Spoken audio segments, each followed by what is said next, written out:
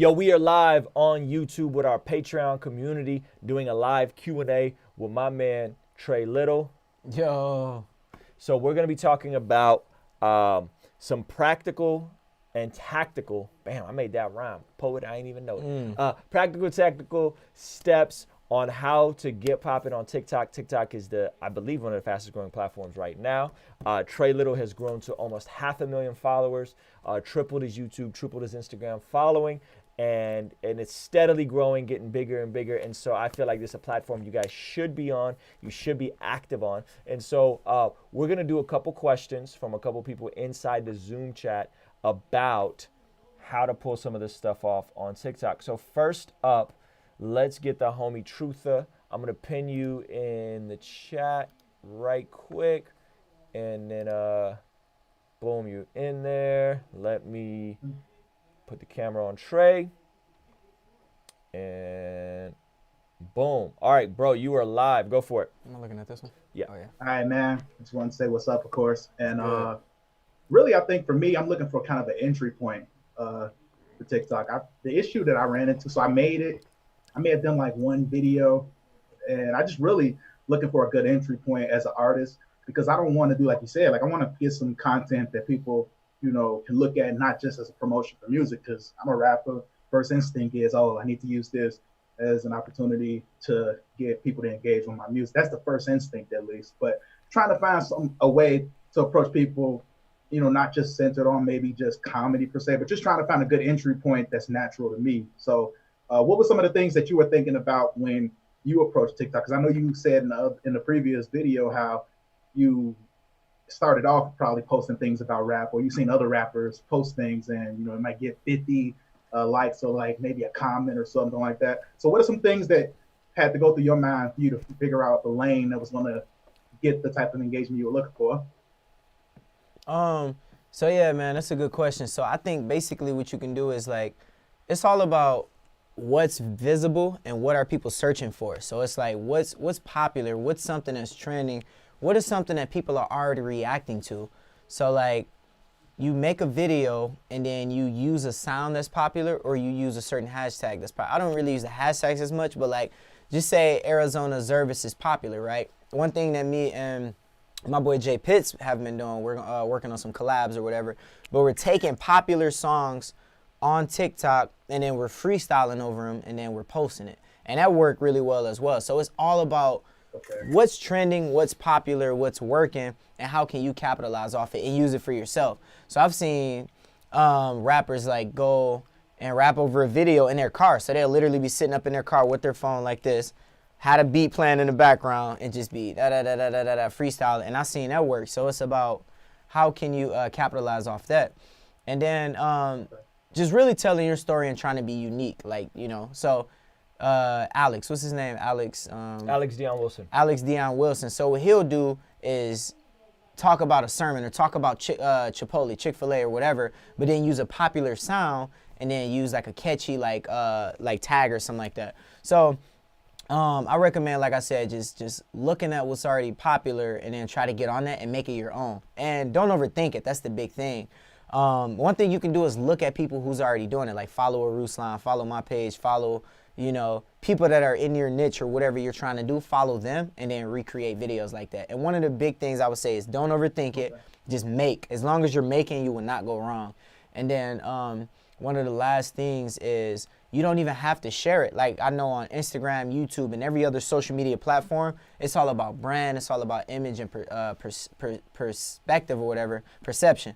But with TikTok, like, you know, all that has to go out the window. So you don't even have to share your TikTok handle, just experiment on there. And once you get like 1,000 followers, 5,000 followers, then you can be like, yo, look at this. So I didn't even share my TikTok until I hit like 10,000 followers. And then people can go clown me and roast me or whatever, but the numbers speak for itself, you know, so. Man, decent. Very decent advice. I appreciate it. Yeah, for sure. All right, so let's bring in the homie LLJ. I'm gonna pin him up real quick. Everybody else just go ahead and mute yourself. I'm gonna bring him in, and then after him we got the homie Jay Sannon. And you are live with Trey Little. What up? What's up, Trey? How you feeling? I'm feeling good, man. How you doing? Doing great, bro. I just had a quick question. So when you're starting on TikTok from ground zero, what are the three biggest pieces of advice you would give to someone, specifically towards the marketing aspect of it? Like I was saying before, it's finding what's already moving, what's already working. One of the biggest things that I learned as well is like, so I'm gonna give you a good example. So I barely scrolled through the For You page like that because I found success kind of making my own videos and just using trending sounds and stuff like that.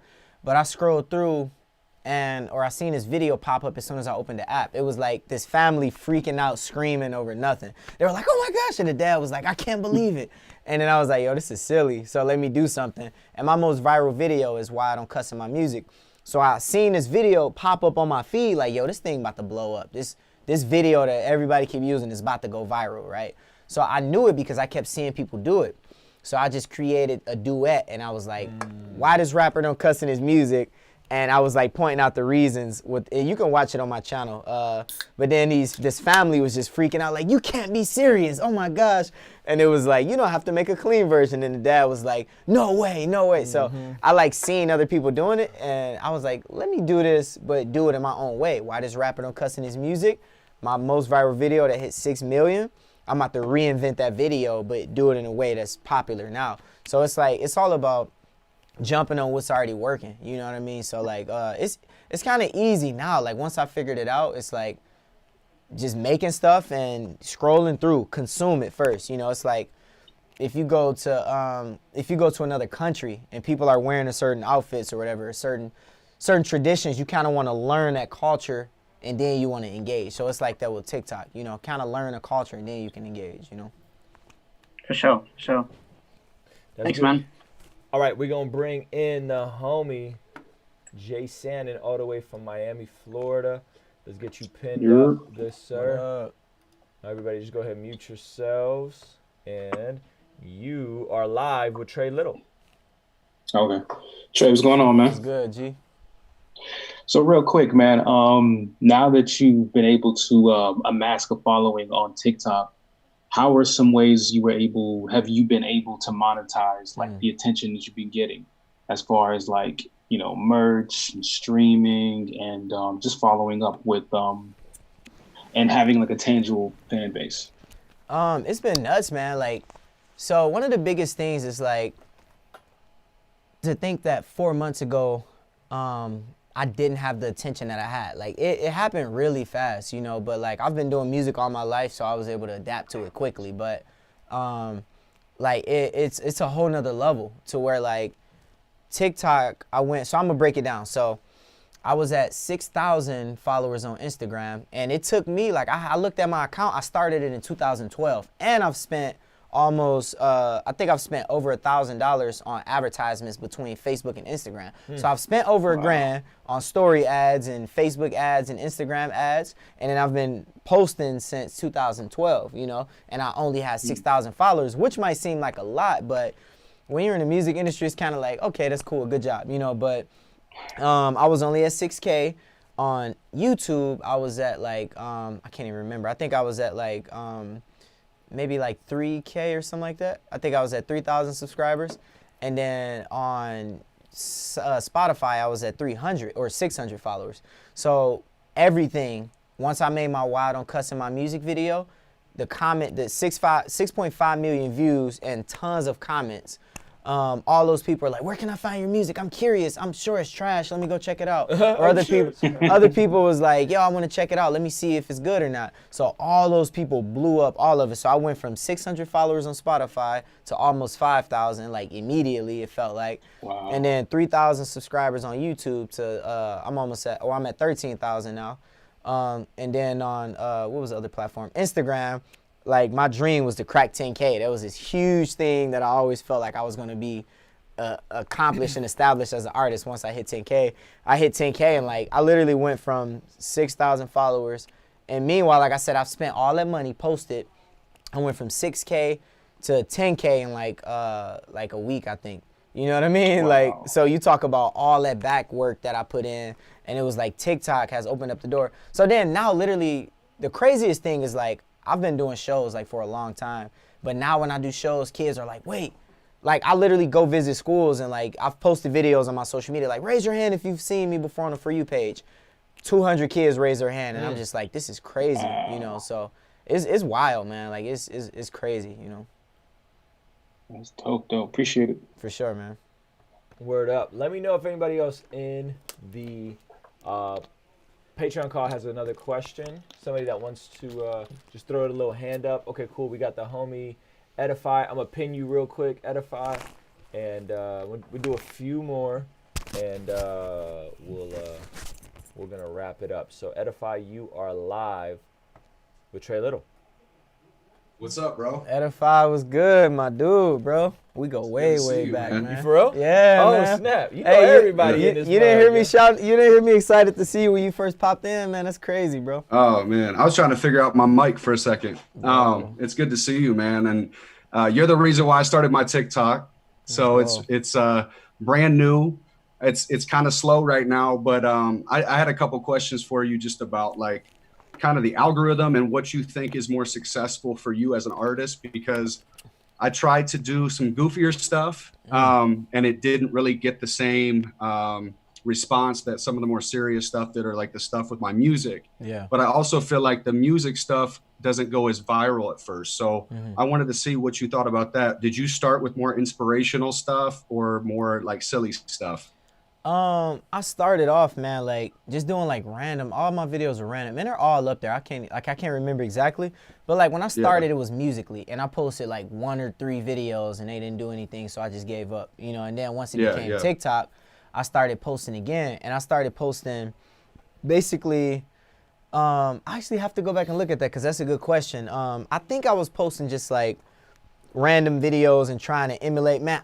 So one of the craziest things you actually just made me think about, there's this dance called the Spooky Scary Skeleton dance, and everybody was doing it and everybody was getting 1 million views doing it. So it literally took me like 3 hours, and I literally felt so weird because I didn't get no work done, and I carved out 3 hours to learn this dance, and it was like extremely hard. Did the dance, 1,000 views, and like 1,000 views to me now isn't even that much, man. And I was disappointed because I'm like, I'm trying to do all this stuff, but it wasn't like, it was like, some of it is like random and chance. So it's like, I did that, but then it kept me eager to learn. But I think the biggest thing is that I kept getting more and more views. So I might only had 3 views at first, and then this one did 500. Then this one did 1,000 views. So I don't know if you were there, but I said I posted 300 videos before my first one really blew up.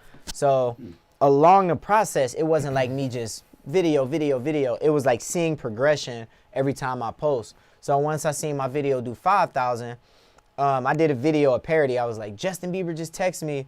Or somebody was like, Justin Bieber just texted you. And I was like, oh my gosh. And he was like, sorry, no, that was a fan page. And that video hit like 5,000. And I was like, oh my gosh. So, but now my more serious stuff is what really goes. And now my issue is anytime I do a funny video, people take me serious. Like I did a video with my wife like, oh, I got you some toothpaste and a toothbrush for Christmas. And I was like, what is that? And people are like, man, you talk about being grateful. Why are you So it's like now I'm trying to backstep and be more funny because people are taking me literal. But I think, man, literally it's like as long as you're like what Ruslan was saying, Alex, the other TikToker, he basically blew up and got more followers than I do, but he did it through like preaching. And I've seen people do that as well, like preaching or inspirational videos. So I would say like every day, so I posted like 7 videos a day, which is extreme. But I'm a full-time artist, so it gave me the time and flexibility. But what you should do is this. So this is about to be like some of the most practical advice. So if you're posting 5 videos a day, make 1 funny, make 1 serious, make 1 a trendy dance or whatever you feel comfortable with. Or if you're only doing 1 a day, let this 1 be a motivational video. Let the second day be a silly video. Let the third day be like a workout or whatever, you know, or the 4th day be trying something on a For You page. And then whatever one pops off, double down on that, you know what I mean? And then kind of build your way up, you know, so. That's good. Yeah, I guess like it feels kind of off brand, but I know you were saying earlier in the video, it doesn't really matter about persona as much on TikTok because it's more so about what makes you kind of viral. So that's kind of taking some getting used to, but I think that was really good advice as far as just doing different things and trying it out and just seeing what sticks with your audience. Yeah, because then the thing is, like, and you're right. I mean, I've worked hard at establishing a brand on Instagram. So, like, once I got on there, it was like, well, I was making some really, like, the way I talked on TikTok was different. I sounded way more, like, what is it, proper. I was like, oh, my mom had me when I was 15. But if on Instagram, it'd be like, yo, my mama had me at 15, because it was more of a mature audience. So I was communicating different, and it was very cheesy and cringy, but it allowed me to experiment. But one of the biggest things is that I didn't tell my more established base that I've been building since 2012 about my TikTok page until it blew up. And now at this point, and that's the biggest thing, you know, you don't even have to share it. Like, go check out my TikTok, because TikTok, like, you can have 0 followers, post 5 videos and be viral. Like, I helped a girl on her first video go viral, and it didn't happen for me that way, but it worked for her. So the thing is, you don't have to post, you don't have to tell none of your previous followers to go check you out there. That's a safe space to start from 0, you know? So good. Mm-hmm. That's so good. All right. That's good stuff, bro. Any other questions before we go offline and Trey shows? We gonna save this for the Patreon Zoom call only. He gonna show y'all in real time him making a TikTok video with me. And yo, wouldn't it be crazy if y'all got to see him make a video that went viral on TikTok? That'd be crazy. So, any of y'all got any more questions before we wrap it up? Speak now, forever hold your peace. Specifically regarding TikTok, we're gonna go offline, stay in the Zoom chat for a little bit longer. Going once, going twice. Okay, perfect, sweet. Yo, thanks, man. That was great. That was really good. This feels like what I want to do more stuff like this on the channel. I don't know. I really like going live. This is like super fun to me, so I appreciate you. I need to learn this too. We get you set up with the OBS, all that kind of stuff. So, yo, if you guys want, hop on. The link's in the bio. Hop on the Patreon community. We're gonna stay inside the community for a little while longer. Trey's gonna show me how he makes a TikTok video. And we're gonna do a couple more questions offline. Shout out to all the people who are watching this live stream. Yo, there's somebody named Polka Laos in the chat that has like 250,000 subs. What? Yeah. He said something about I bought the TikTok lights and I still can't get followers. What is up? Yo, I'll follow you back. Hit me up. Yeah. Are they on there now? Yeah, I don't know if they're still there, but they showing love. So shout out to them.